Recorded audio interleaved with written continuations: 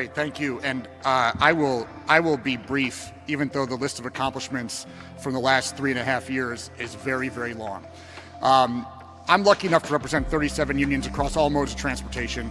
The accomplishments that we have, whether it be the American Recovery Act, which saved entire industries, and not only saved the industries, but made sure that all of that aid went directly to workers, to payroll and benefits, whether it be in aviation or transit or passenger rail. And then we had the largest investment in the history of transportation, the largest investment in public transit, in the infrastructure law, the largest investment in airports, in passenger rail, in high-speed rail, things that are going to move our country forward for decades.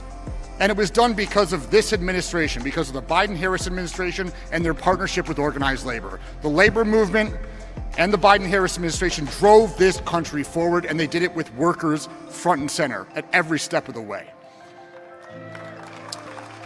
And beyond the legislative accomplishments, I don't think it can be overstated how much the focus on union workers, the fact that we had a president and a vice president who are willing to say that they are pro-union, that they want to see union jobs created, that they want to push this forward. That has a real impact, Because guess what? When we're about to write out checks, when you have private companies or you have states that are looking to get money, whether it be for airport investment or for high-speed rail, and they know that they have a union president and they've got a union secretary of transportation who's going to be making those judgment calls and writing those checks, they know it's going to behoove them to partner with labor and that we can be an ally for them. If you look at the Bright Line West project between Los Angeles and Las Vegas, they came to us.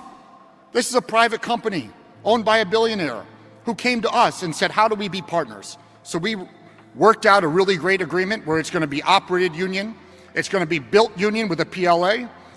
They have a card check neutrality agreement with Siemens to make sure that the trains are built union, and we're talking with Unite here right now to make sure that the workers at the stations are going to be union workers. We're talking soup to nuts, union operation. That does not happen without the type of leadership that we have in this administration, and it sure as hell doesn't happen without a unified labor movement pushing ahead every step of the way and keeping people accountable. But here's the problem. All of this accomplishments, everything that I've just talked about, I view that as a down payment. It is very easy to go backwards. It is very easy. And I know corporate America and a lot of other folks are out there hoping that, this is a blip in the radar, that this type of commitment to union workers is just going to recede into the background. But we cannot let that happen. And the only way it doesn't happen is with the full voice of the labor movement pushing this country forward, holding our leaders accountable, and electing people that are going to make sure that we continue this momentum forward. This cannot just be a blip on the radar. It cannot just be one investment. This needs to be a starting point, a launching pad for how we build a stronger country and a better economy. And I look forward to working with my sisters and brothers in the labor movement to make sure that we keep this going, that we elect Vice President Harris to the next job, and that we keep this momentum moving forward so that we can have a better economy for all the people that we are lucky enough to represent in the American labor movement. Thank you all.